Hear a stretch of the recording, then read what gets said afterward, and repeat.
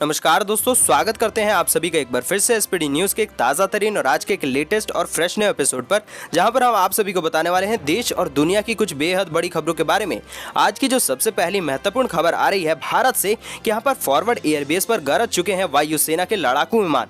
और आपको बता दें कि चिनूक और अपाचे ने रात में उड़ानें भरी हैं और आखिर यहाँ पर क्या कुछ हुआ है पूरी आपको डिटेल बताएंगे। और साथ ही में ये भी बता दें कि चीन ने पेंगोंग त्सो से 4 किलोमीटर ईस्ट में रडार लगा दिए हैं। भारत की हर गतिविधि पर नजर रखना चाहता है चाइना। जी हां, आप सभी की क्या राय है जरूर बताइएगा। और साथ ही मैं आपको बता दें कि एमपी के ग्वालियर में मास्क ना पहनने वालों को एक बेहद अनोखी सजा मिलेगी।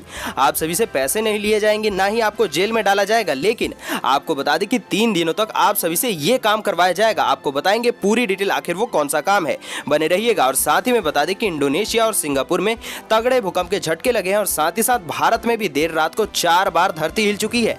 इसके बारे में जानेंगे और पूरी डिटेल बताएंगे। और साथ ही दोस्तों, इसकी अगली बड़ी खबर है कि 69,000 सहायक शिक्षक भर्ती का रास्ता साफ हो चुका है। सुप्रीम कोर्ट ने योगी सरकार को एक बेहद बड़ी राहत दे दी है।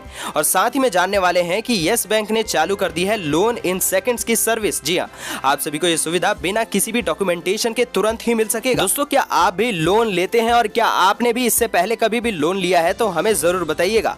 और आपको जो अगली बड़ी खबर आ रही है बता दें कि किसानों को मिलेगा नैनो टेक्नोलॉजी का फायदा। आखिरकार ये किस तरीके का फायदा है, आपको इसके बारे में पूरी जानकारी थोड़ी ही देर में देंगे। और आपको बता दें कि भाजपा के इस मंत्री ने चीन के राष्ट्रपति को रामायण भेजकर किया है आगाह। तो दोस्तों, क्या आपको लगता है कि ये सारी चीजें करने से यहाँ पर चाइना सुधरेगा या फिर ये भी एक पब्लिसिटी स्टंट है। अब साथ ही अगली बड़ी खबर आ रही है कि टिड्डियों के हमले को लेकर FAO का अलर्ट जारी कर दिया गया है और 3 देशों से इस बार हमला होने वाला है।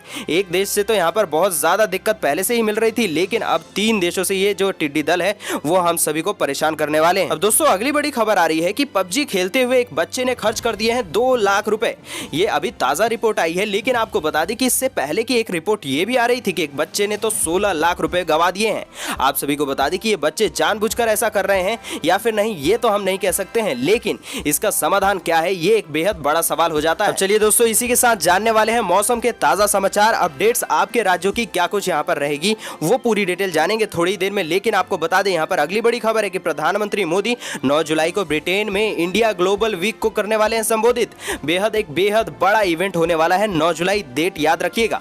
और साथ ही में आप सभी को बताने वाले हैं कि 9 जुलाई से पश्चिम बंगाल के सभी कंटेनमेंट जोन में फिर से लॉकडाउन चालू किया जाएगा, पहले की तरह लॉकडाउन। जी हां, एक बेहद बड़ा फैसला सरकार ने ले लिया है। और साथ ही में अगली बेहद बड़ी खबर है कि CBSE की तरफ से आई है 9वीं से लेकर 12वीं कक्षा तक के छात्रों के लिए सिलेबस में अब कटौती कर दी जाएगी। 30% यानी कि 30% जो है सिलेबस की कटौती होगी और बाकी की डिटेल थोड़ी ही देर में बताएंगे। और इसी के साथ अगली बड़ी खबर है कि नए नक्शे पर भारत के पक्ष में यहां पर नेपाल की एक सांसद आ चुकी हैं।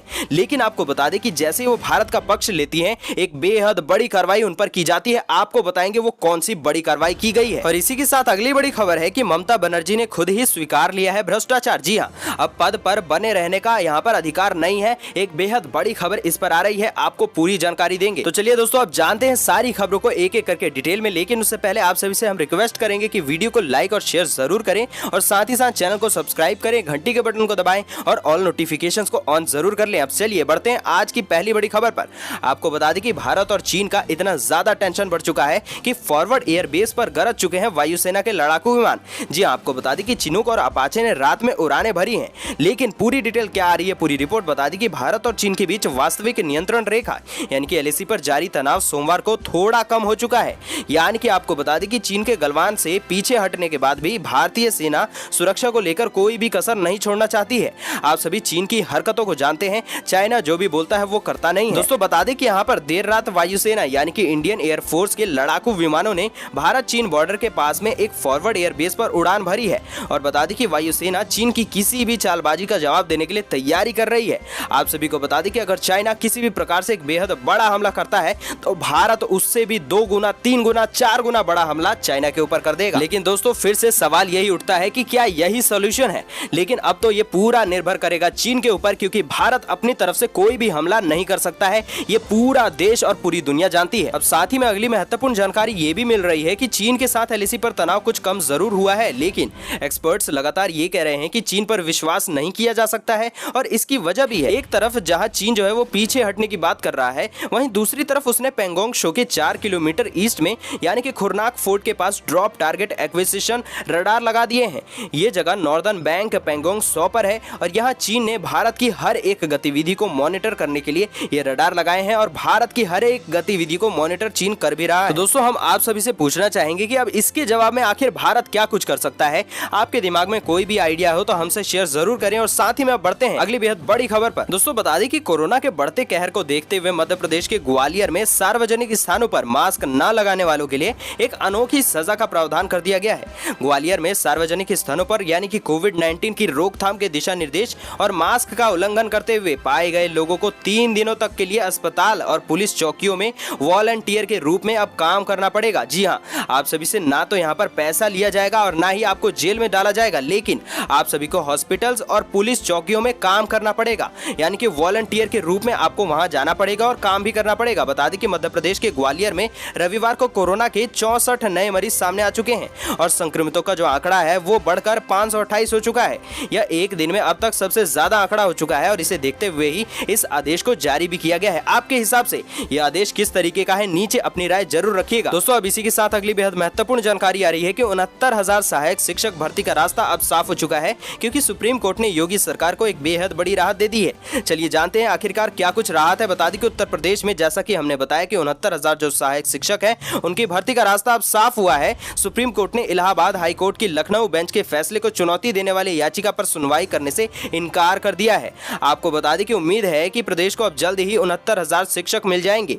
मंगलवार को सुप्रीम कोर्ट ने आंसर शीट विवाद को लेकर भी दाखिल याचिका खारिज कर दी और कोर्ट ने कहा है कि मामले में लखनऊ बेंच में ही अपील कर सकेंगे। और आपको बता दें कि यहाँ पर मामले में कुल 5 याचिकाएं थी जिन पर सुप्रीम कोर्ट ने सुनवाई से इनकार कर दिया। अब दोस्तों अगली बेहद महत्वपूर्ण जानकारी आ रही है कि यहाँ पर येस बैंक ने चालू कर दी है लोन इन सेकंड्स की सुविधा। अब इसमें आपको क्या क्या मिलेगा, किस तरीके का ये पूरा लोन सिस्टम है, क्योंकि ये बिना डॉक्यूमेंटेशन के आपको मिलेगा। तो दोस्तों आपको बता दें कि कोरोना काल में लोगों को हो रही आर्थिक परेशानियों को देखते हुए ही येस बैंक ने चालू कर दी है ये सर्विस जिसका नाम रखा गया है लोन इन सेकंड्स। जी हाँ, आपको बता दें कि इसके जरिए बैंक के अकाउंट होल्डर्स को प्री अप्रूव्ड रिटेल लोन मिल जाएगा, वो भी तुरंत। और इस लोन के लिए ग्राहक को बैंक भी जाने की जरूरत नहीं पड़ेगी, वो नेट बैंकिंग के थ्रू ऑनलाइन काम कर सकेगा। और आपको बता दें कि जो भी यहाँ पर प्रोसेसेस होंगे वो रियल टाइम में होंगे, आपको जरा भी टाइम नहीं दिया जाएगा। और आपको बता दें कि सारे जो डॉक्यूमेंटेशन होते हैं आपको किसी भी चीज का झंझट नहीं लगेगा और यहाँ पर ये सारी चीजें बेहद जल्दी करके आप सभी को दे दी जाएंगी। लोन जल्दी मिलेगा और ये सारा काम जो है ऑनलाइन किया जाएगा। अब दोस्तों अगली बेहद बड़ी खबर आ रही है कि टिड्डियों के हमले को लेकर FAO का अलर्ट जारी कर दिया गया है और 3 देशों से होने वाला है लोकस्ट यानी कि टिड्डी दल का अटैक। जी हाँ, आपको बता दें कि भारत समेत दुनिया के कई देशों में टिड्डी दलों के बढ़ते हुए हमले को देखते हुए संयुक्त राष्ट्र के अंग यानी कि खाद्य एवं कृषि संगठन FAO ने अलर्ट जारी कर दिया है और FAO ने टिड्डियों के हमले आने वाले दिनों में जारी रहने के प्रति भारत को सचेत कर दिया है।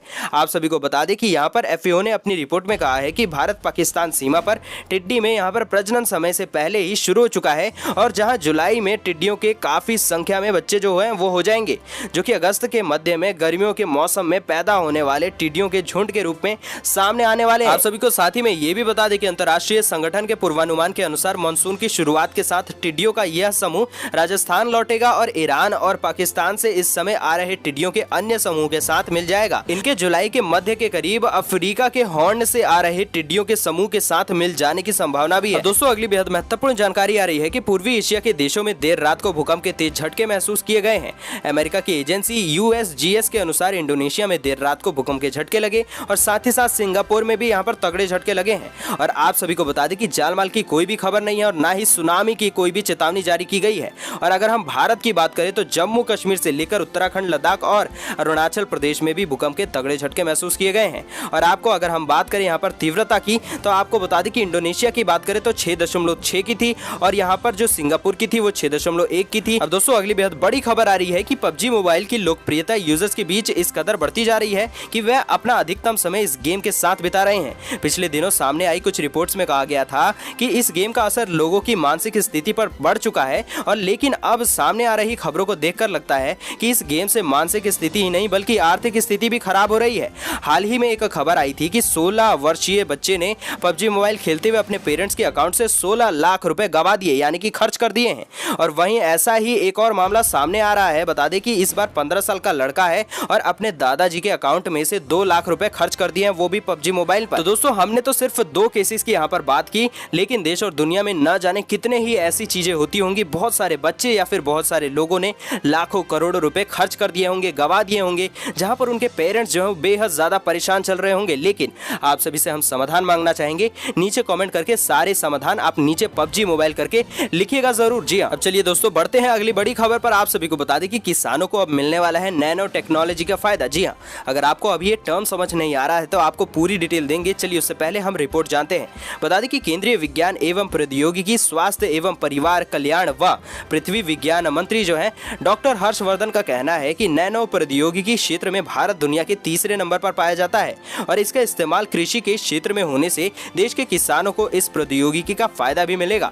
और बता दें कि हर्षवर्धन ने यह भी कहा है और साथ ही साथ केंद्रीय कृषि मंत्री किसान जो है कल्याण मंत्री नरेंद्र सिंह तोमर, उन्होंने संयुक्त रूप से मंगलवार को नैनो आधिकारिक कृषि इनपुट एवं खाद्य उत्पादों के मूल्यांकन के लिए गाइडलाइंस जारी कर दी। दोस्तों बता दें कि हर्षवर्धन ने कहा है कि किसानों को नैनो प्रौद्योगिकी का भरपूर लाभ दिलाने में गाइडलाइंस सहायक होने वाली है और उन्होंने कहा कि वैज्ञानिकों को यह सुनिश्चित करना पड़ेगा कि किस तरीके से छोटे किसानों तक इस प्रौद्योगिकी का लाभ पहुंच सकता है। दोस्तों अगली बड़ी खबर आ रही है कि 9वीं से लेकर 12वीं कक्षा तक के छात्रों के सिलेबस में अब कटौती कर दी जाएगी। चलिए पूरी डिटेल जानते हैं कि यहाँ पर सीबीएसई ने शैक्षणिक वर्ष 2020-21 के लिए कक्षा 9 से 12 तक के विद्यार्थियों को एक बेहद राहत की खबर सुना दी है। बता दें कि मानव संसाधन विकास मंत्री रमेश पोखरियाल निशंक ने ट्वीट करके जानकारी दी है। आप सभी को बता दें कि सीबीएसई ने 9वीं से लेकर 12वीं कक्षा तक के विद्यार्थियों के लिए सिलेबस में 30% तक की कटौती की घोषणा कर दी है। आपके हिसाब से ये कैसा फैसला है, कमेंट करके जरूर बताइएगा। अब इसी के साथ जो अगली बेहद बड़ी खबर आ रही है यहाँ पर कि 9 जुलाई से पश्चिम बंगाल के सभी कंटेनमेंट जोन में फिर से लॉकडाउन को चालू कर दिया जाएगा। जी हां, आपको बता दें कि राज्य सरकार द्वारा जारी आदेश के मुताबिक कंटेनमेंट जोन्स और बफर जोन को मिलाकर एक बेहद बड़ा कंटेनमेंट यानी कि कंटेनमेंट जोन बनाया जा सकता है और इन जोन्स में सख्त लॉकडाउन लागू भी किया जा सकता है। आपको बता दें कि अगर यहाँ पर लागू किया जाएगा लॉकडाउन तो सरकार और गैर सरकारी दफ्तर बंद रहेंगे। इन इलाकों में किसी भी तरह की गैर जरूरी गतिविधि की अनुमति नहीं होगी, यानी कि आप समझ सकते हैं कि पहले की तरह यहाँ पर लॉकडाउन को जारी कर दिया जाएगा। दोस्तों चलिए मौसम समाचार जानते हैं। बता दें कि स्काईमेट वेदर के मुताबिक उत्तराखंड, हिमाचल प्रदेश, तेलंगाना में 24 घंटे में छिटपुर बौछारें पड़ सकती हैं, जबकि तमिलनाडु, तटीय आंध्र प्रदेश, पंजाब, हरियाणा, दिल्ली, पश्चिमी उत्तर प्रदेश, दक्षिणी और पूर्वी राजस्थान में मानसून की चाल सुस्त रह सकती है। हालांकि कुछ स्थानों पर बारिश की संभावना भी बनी हुई है और गुजरात में मानसून कमजोर भी पड़ सकता है, लेकिन सौराष्ट्र में कुछ जगहों पर भारी बारिश की सिलसिला जो है जारी रह सकता है। अब अगली बड़ी खबर आ रही है कि पीएम मोदी बृहस्पतिवार से ब्रिटेन में आयोजित इंडिया ग्लोबल वीक 2020 में एक प्रमुख विश्वव्यापी संबोधन देंगे, जिसमें कि भारत के व्यापार और विदेशी निवेशक की संभावनाओं पर उनके ध्यान केंद्रित करने की संभावना जताई जा रही है। इंडिया इंक ग्रुप के चेयरमैन और सीईओ मनोज लाडवा ने कहा है कि जैसे कि विश्व कोविड-19 की छाया से बाहर निकलने के लिए संघर्ष कर रहा है, भारत अपनी अपार प्रतिभा और अपनी तकनीकी क्षमता और नेतृत्व के लिए बढ़ती राह के साथ चाह के साथ वैश्विक मामलों में एक केंद्रीय भूमिका भी निभा रहा है। दोस्तों अगली बड़ी खबर है कि उत्तराखंड के पर्यटन मंत्री सतपाल महाराज ने चीन के राष्ट्रपति शी जिनपिंग को रामायण भेजकर विस्तारवादी नीति का आईना दिखा दिया है। महाराज ने कहा है कि चीन के राष्ट्रपति को रामायण का अध्ययन कर सद शिक्षा लेनी चाहिए और यहाँ पर यह भी कहा गया है कि विस्तारवादी नीतियों के कारण ही दशानन का पतन हुआ था। आप सभी को बता दें कि यहाँ पर ये सारी बातें कही गई हैं कि रावण का जिस तरीके से अंत होता है उस तरीके से चीन का भी अंत हो जाया करेगा, लेकिन मेन सवाल यही है कि क्या यहाँ पर कोई भी फर्क पड़ने वाला है कि नहीं, नीचे कमेंट जरूर कीजिएगा। दोस्तों अगली बड़ी खबर है कि नक्शा विवाद पर भारत के पक्ष में बोलने वाली सांसद सरिता गिरी को समाजवादी पार्टी यानी कि एसपी ने पद से निष्कासित कर दिया है। उनकी संसद सदस्यता भी चली गई है और नक्शा विवाद पर सरिता गिरी शुरुआत से ही नेपाल सरकार का खुलकर विरोध करती रही हैं। हाल ही में सरिता गिरी ने खुलेआम संविधान संशोधन का भी विरोध किया था और सरकार द्वारा नए नक्शे को भी संविधान का हिस्सा बनाने के लिए लाए गए संविधान संशोधन प्रस्ताव पर अपना अलग से संशोधन प्रस्ताव डालते हुए जनता समाजवादी पार्टी की सांसद सरिता गिरी ने इसे खारिज करने की मांग की थी, लेकिन आप सभी को बता दें कि अब उन्हें पार्टी से निष्कासित कर दिया गया है और आप सभी को बता दें कि यहाँ पर कैसा फैसला लिया गया है, नीचे कमेंट में आपको बताना है। दोस्तों अगली बड़ी खबर है कि मुख्यमंत्री ममता बनर्जी द्वारा तूफान एम्फान की सभी पीड़ितों को मदद न पहुंचने को लेकर यहाँ पर मुख्यमंत्री ने यानी कि ममता बनर्जी ने इस बात को स्वीकार किया है और उसके बाद भाजपा के मुख्यमंत्री जो है वो हमलावर हो चुके हैं। जी हाँ, आपको बता दें कि भाजपा के महासचिव व प्रदेश भाजपा के केंद्रीय प्रभारी कैलाश विजयवर्गीय ने कहा है कि ममता ने खुद ही स्वीकार कर लिया है कि भ्रष्टाचार तो हुआ है, तो ऐसी स्थिति में क्या उन्हें सरकार में बने रहने का कोई भी अधिकार है? अगर वह पद से इस्तीफा नहीं देती हैं तो आने वाले चुनाव में जनता उन्हें हटा देगी, लेकिन हम आपके विचार जानना चाहेंगे, नीचे कमेंट जरूर कीजिएगा। तो दोस्तों ये थी आज की कुछ महत्वपूर्ण खबरें और आज के मुख्य समाचार। अगर आपको पसंद आए हो आज के समाचार तो वीडियो कर दे लाइक शेयर, साथ ही कर दें चैनल को सब्सक्राइब, घंटी के बटन को दबाकर ऑल नोटिफिकेशंस को प्रेस कर दें। हम मिलेंगे आपसे अगले मुख्य समाचारों में।